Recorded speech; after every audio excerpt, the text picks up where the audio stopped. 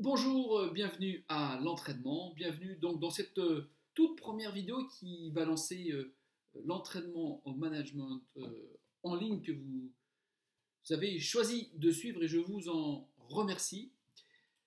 Qu'est-ce qu'un manager? C'est notre première séquence. Alors qu'est-ce qu'on attend concrètement de vous en tant que manager?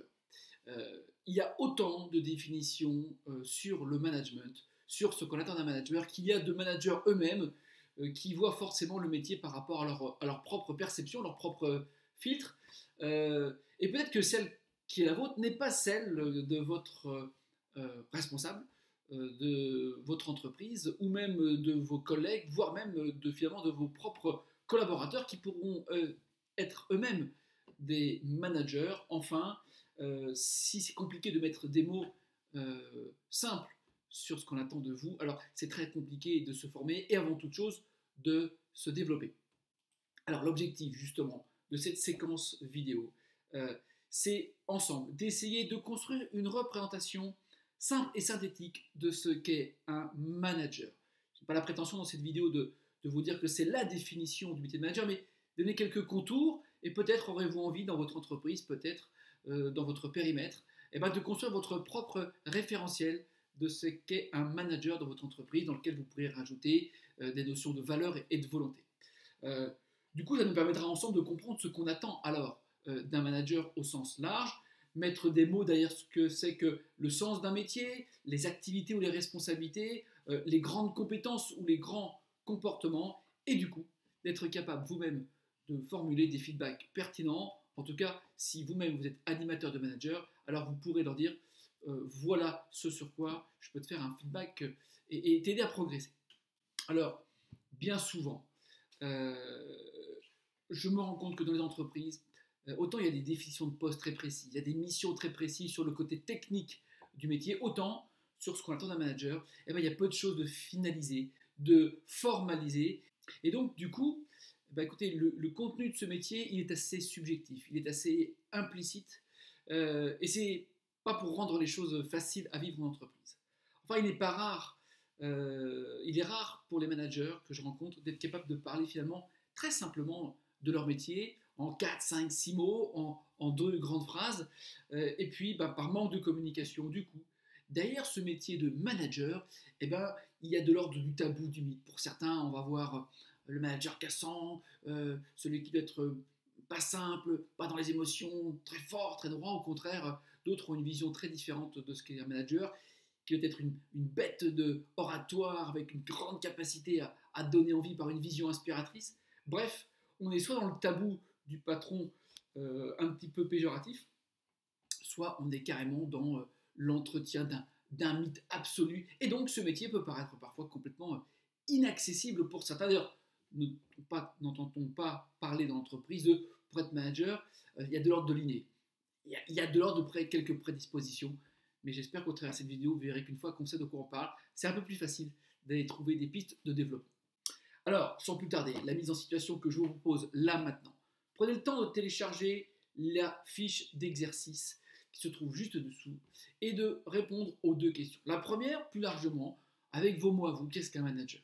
Voilà, qu'est-ce qu'un bon manager? Alors, je n'attends pas votre définition parfaite, mais de par vos expériences, en allant chercher ce qui a été positif ou peut-être négatif, d'aider à donner votre propre définition de ce qu'est un manager. Et puis après, vous avez une deuxième question avec une liste de mots. Et je vous propose parmi les 4 colonnes de choisir 10 mots. Il peut y en avoir une dans une colonne et 0 et les 9 autres dans une autre. Bref, peu importe sur les 4 colonnes, butinez, choisissez les 4 mots, enfin les 10 mots pardon, au travers des 4 colonnes qui selon vous caractérisent le mieux ce qu'est pour vous un manager. Mettez cette vidéo sur pause quelques instants et on se retrouve. A tout de suite. Alors, bravo, vous venez peut-être sans vous en rendre compte quelque part de commencer à formaliser votre propre fiche de poste. Vous êtes maintenant capable d'en parler avec vos mots à vous, au travers peut-être une définition et puis quelques mots-clés, et du coup de rendre votre mission, votre rôle beaucoup plus clair pour vous et pour celui de vos interlocuteurs. Mais vous verrez que nous aurons l'occasion dans une seconde vidéo de revenir travailler un peu plus cette première matière. quelles sont les grandes responsabilités d'un manager. Je vais vous donner maintenant mes convictions. Alors, pour moi, il y a 4 grandes responsabilités. Il pourrait y avoir d'autres classifications, mais on pourrait les résumer ainsi. Il y a de l'ordre de management du projet. Le projet, ça peut être la vision, le projet d'une équipe, le projet d'un service, des aspirations. Bref, c'est tout ce qui concerne donner du sens, se projeter dans le futur. Pourquoi on travaille, vers quoi, pour construire quoi. Et puis, il y a le management de la performance. Dans l'entreprise, il y a des objectifs à fixer, des résultats à atteindre, des plans d'action à mettre en œuvre. Bref, on est dans de l'ordre du résultat positif, du résultat négatif. Bref, c'est assez froid, c'est souvent très quantifié, très chiffré, ça renvoie de l'analyse. Bref, une partie assez froide, à l'opposé du projet qui est plutôt de l'inspiration. Là, on est plutôt dans mesurons. Alors en sport, on dirait que la performance, c'est le résultat, alors que le projet, c'est le projet de jeu, c'est la façon de jouer, c'est l'envie de gagner des titres à plus ou moins longue échéance. C'est aussi de l'ordre de manager l'action. L'action, c'est une fois qu'on a un projet, qu'on a défini des priorités, des objectifs, on va se mettre en mouvement et on va manager le faire faire, l'action, la concrétisation, bref, la réalisation de ce travail. Et puis, forcément, il y a aussi une partie qui concerne le management des hommes, puisque les hommes, il faut leur donner du sens, leur expliquer, les accompagner, les former, animer. En tout cas, c'est à eux que l'on confie souvent la réalisation concrète de toutes ces actions. Donc voilà, de manière très simple, vous pourriez avec vos mots dire manager le projet dans votre entreprise, comment vous voulez le formuler avec votre verbatim, la performance, comment vous voulez le formuler, l'action, comment vous le formulez, manager les hommes, comment vous voulez le formuler. En tout cas, voilà, vous avez 4 premières approches très simples de ce qu'on attend finalement d'un manager. Alors les compétences, écoutez, pour ce qui est de la partie projet, donc on va utiliser la couleur jaune, je trouve que l'une des compétences, c'est de savoir donner envie de croire et de participer au projet. Donner envie d'y croire, parce que parfois, vendre des projets de rupture, de changement, il faut donner envie d'y croire aux collaborateurs qui ne vont pas forcément dire oui, a fortiori, et nous le verrons dans une autre vidéo, et puis de croire et d'envie de participer et de s'engager. Donc il y a parfois de l'ordre de vendre un projet et d'envie de vendre une implication dans le projet. Et forcément, derrière ce projet, il y a prendre des décisions. C'est-à-dire qu'il faut acter des priorités, des objectifs. Il faut parfois aussi manager des prises de décision qui ne sont parfois pas simples, jusqu'à parfois, au titre de la règle, être capable de sanctionner les éventuelles dérives qui pourraient exister. On imagine bien un entraîneur dans une équipe être capable à un moment donné de refixer le cadre ou les règles du jeu et de prendre des décisions tactiques, techniques au cours d'un match ou au cours d'une saison. Faire progresser ses collaborateurs. On est dans l'action, donc faire progresser ses collaborateurs, mais au travers de l'action. Faire progresser le produit, faire progresser le process, faire progresser la qualité, faire progresser la relation avec son client. Voilà, sont autant de compétences très pratiques, très pragmatiques au service de ce métier. Et enfin, la dernière, accompagner et aider ses collaborateurs. On est dans le management de l'humain. Vous pourriez rajouter d'autres compétences, bien évidemment, mais déjà, vous en avez ici 4 qui illustrent finalement assez bien les grandes responsabilités d'un manager. Et puis, il y a forcément les comportements. Les comportements sont ce qu'on appelle le savoir-être dans le jargon, qui est attendu. Alors, quand on parle du projet, on va plutôt parler d'enthousiasme, de positif, de quelque chose de novateur. Alors, imaginez quelqu'un comme ça qui vous donne envie de faire un projet. Je ne suis pas sûr que vous ayez une grande envie d'y adhérer. Au contraire, quand on est porté vers le futur, vers le projet, vers la conquête, vers l'ambition, on a plutôt envie de suivre les gens qui nous donnent envie, les gens qui sont enthousiastes, qui voient plutôt le positif sans être forcément irréalistes, mais qui ont plutôt envie d'y croire et de créer de la rupture.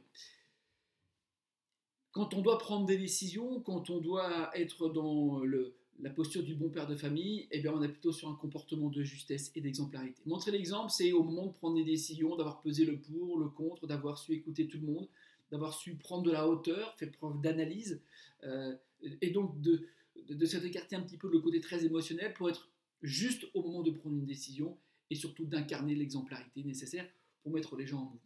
Enfin, quand on est dans l'action, on est plutôt dans l'exigence vis-à-vis d'un travail effectué, l'exigence vis-à-vis de la qualité d'un travail rendu pour son client. On va parler d'un produit, on va parler d'une relation client dans un magasin, on va parler de l'exigence sur le rendu d'un exercice comptable ou d'un bilan. Bref, toute cette exigence saine, je ne parle pas d'intransigeance, je parle d'exigence pour bien faire le boulot, pour bien faire le travail, pour avoir le plaisir du travail bien fait. Et puis de l'autre côté, s'il n'y a que de l'exigence, c'est parfois un petit peu difficile, c'est parfois un petit peu rasoir. Alors s'il y a toute la bienveillance qui accompagne cette exigence, alors on est justement équilibré. Voilà, retenez 4 grands comportements. Un manager, c'est quelqu'un qui va être enthousiaste, motivateur, tout en sachant être juste et exemplaire, exigeant et bienveillant. Alors voilà ce que pourrait être donc la définition. En tout cas, c'est mon approche très synthétique. Quand j'accompagne les entreprises, je les aide à élaborer un référentiel beaucoup plus structuré. Mais voilà, au travers ces quelques mots, vous pourriez aussi dire que finalement, un manager, c'est quelqu'un qui donne du sens, qui anticipe, qui défriche, qui décide et qui gère, qui organise, qui contrôle, qui réalise, qui communique, qui anime, qui facilite. Voilà.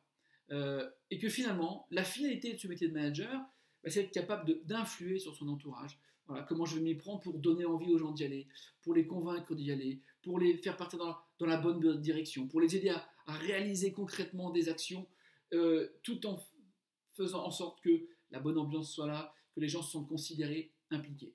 C'est quelqu'un qui garde le contrôle sur son comportement. Le manager, c'est quelqu'un qui justement est capable, notamment dans les moments compliqués, de faire action de tempérance. C'est prendre de la hauteur dans l'action, être capable de prendre la juste décision, tout en mesurant ses émotions. Et puis, parce que nos images dictent nos comportements, et forcément, on est parfois très filtré, et qu'au final, je pense qu'un manager, la finalité, c'est de faire gagner durablement ses équipes, c'est de s'assurer qu'avec moi, l'équipe, elle va gagner. Donc on est vraiment dans un rôle de serviteur de l'équipe. Voilà, alors ce référentiel du management, je me suis amusé à essayer de le formaliser sur un cadre pour le rendre le plus concret possible. Donc vous allez pouvoir télécharger la fiche qui se trouve juste en dessous, référentiel du manager. Dans la toute première colonne de gauche, vous avez les grandes responsabilités. On va revenir sur manager l'humain, manager la performance, l'action et le projet.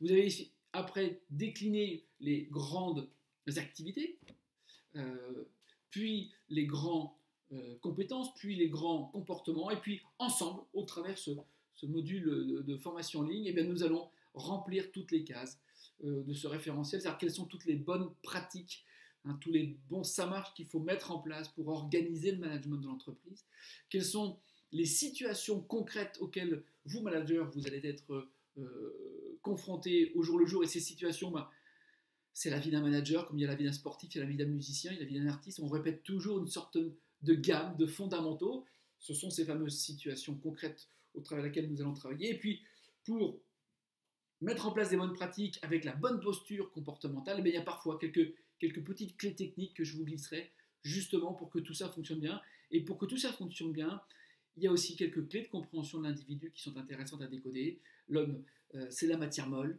il est fait d'émotions, de croyances, de peurs, et nous essaierons ensemble d'éclairer toutes ces bonnes pratiques, ces situations concrètes managériales, au travers aussi de clés humaines pour comprendre pourquoi des fois ça fonctionne, et puis des fois pourquoi ça ne fonctionne pas, pourquoi avec des collaborateurs j'y arrive, pourquoi avec d'autres j'y arrive pas, pourquoi dans telle situation ça se passe tout seul, jusqu'ici j'ai toujours bien réussi, mais pourquoi aujourd'hui, curieusement, je rencontre quelques difficultés, j'y arrive pas. Voilà, nous allons ensemble essayer de répondre à toutes ces questions au travers ces prochains modules, ce qui fait que à la fin de chacun des modules, eh bien, écoutez, nous ferons une petite synthèse alors justement des situations concrètes que nous aurons vues, donc vous verrez, pas aujourd'hui, mais nous verrons comment on fixe l'objectif. Le petit symbole ici, c'est justement les petites techniques managériales concrètes qui permettent justement de donner du score à ces situations vécues. Nous verrons aussi quelques clés humaines au travers de chaque vidéo, et puis parfois nous nous arrêterons sur des bonnes pratiques managériales à mettre en œuvre dans l'entreprise. Alors pour ce qui est de la séance d'aujourd'hui, nous avons juste commencé à développer ensemble sur finalement une règle humaine, qu'est-ce qu'un manager. Nous venons donc d'y poser un langage commun, un premier squelette, et pas à pas nous allons construire ensemble tout ce référentiel. Alors le plan d'entraînement que je vous propose au travers de cette première séquence vidéo, prenez un rendez-vous dans votre agenda, là maintenant, prenez 30 minutes, début de journée, une fin de journée, voilà. Reprenez vos faits d'exercice 1, faites une relecture de vos notes et continuez peut-être à enrichir maintenant ce premier référentiel, ce premier modèle managérial que nous avons découvert ensemble. Relisez celui que je viens de vous présenter, et à l'aide de la fiche d'exercice référentiel managérial, peut-être que vous avez envie vous-même de construire votre propre référentiel. Et si vous alliez plus loin, peut-être que vous êtes un entrepreneur dans une entreprise dans laquelle il faut structurer ce métier, peut-être que vous êtes le manager d'un service et votre équipe RH n'a pas encore fait ce travail de vous aider à construire ce référentiel, ou vous êtes peut-être vous-même responsable ressources humaines ou DRH, et vous avez envie de commencer à structurer cette matière. Avec ce premier outil, vous êtes capable de construire une première fiche métier, une première définition de poste du manager. Enfin, je vous propose un cadeau de regarder les 2 vidéos qui se trouvent juste en dessous. Il s'agit de Clédon Esta, le patron de l'équipe de France de handball, l'équipe la plus titrée de tout le sport collectif français, de tout le sport français. Et vous allez voir, c'est très intéressant. Il partage sa perception, lui, de ce qu'est un manager d'une équipe, et il fait des ponts avec l'entreprise qui sont très intéressants. Voilà, moi je vous souhaite un bon entraînement. N'oubliez pas que vous pouvez me contacter par mail ou par téléphone pour le service après-vente, que vous pouvez donc télécharger toutes les fiches qui se trouvent ci-dessous. Et puis, si vous n'avez pas encore fait partie de la communauté entraîneur-manager, n'hésitez pas à renseigner votre nom. Comme ça, vous recevrez en plus de ces vidéos, d'autres newsletters, et puis la pensée du week-end. Voilà, bon entraînement, à très bientôt pour une prochaine vidéo, au revoir.